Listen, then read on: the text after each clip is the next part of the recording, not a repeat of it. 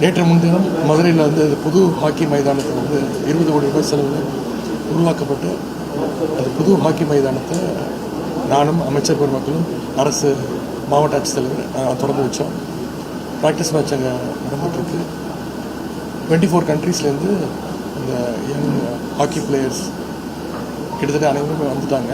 ஒரு டீமாக வந்துட்டுருக்காங்க. இப்போ இங்கே சென்னை ராதாகிருஷ்ணன் ஸ்டேடியமில் வந்து அனைத்து ஏற்பாடுகளும் செய்யப்பட்டிருக்கு.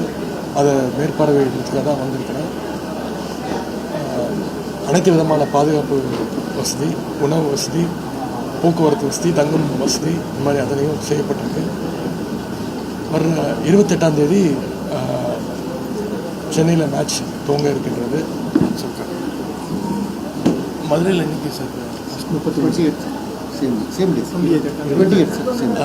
மதுரையிலையும் 28ஆம் தேதி மேட்சஸ் துவங்க இருக்கின்றது.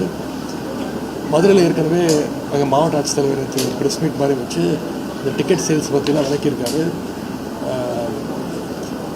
நல்ல டிமாண்ட் இருக்குது டிக்கெட்ஸுக்கு. ஸோ பொதுமக்கள்கிட்டையும் விளையாட்டு வீரர்கள் ஹாக்கி ரசிகர்கள்ட்ட கேட்பது வந்து இந்த வேர்ல்ட் கப் ஜூனியர் ஹாக்கி பற்றி நீங்கள் நிறைய பேர்ட்டு சொல்லுங்கள். மேட்சஸை வந்து முடிஞ்ச நேரடியாக வந்து பாருங்கள். இந்த ஸ்போர்ட்டை என்கரேஜ் பண்ணுங்கள்.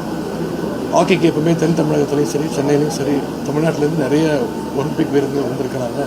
ஸோ அவங்களுக்கெல்லாம் இந்த டோர்னமெண்ட் வந்து ஒரு புது எனர்ஜியை கொடுக்கும், ஒரு உத்வேகத்தை கொடுக்கும் அப்படிங்கிறது நாங்கள் நம்புகிறோம். விமன்ஸ் வேர்ல்டு கப்பில் இந்தியா ஜெயிச்சிருக்காங்க. அதனுடைய கோச் தமிழ்நாட்டை சேர்ந்தவங்க. ஏற்கனவே வாழ்த்து தெரிவிச்சிருக்கிறேன். முதலமைச்சர் வாழ்த்து தெரிவிச்சிருக்கிறாங்க. அவங்க சென்னை வரும்பொழுது அவங்களை சந்தித்து அவங்களுக்கான பாராட்டுகள் தெரிவிப்பாங்க.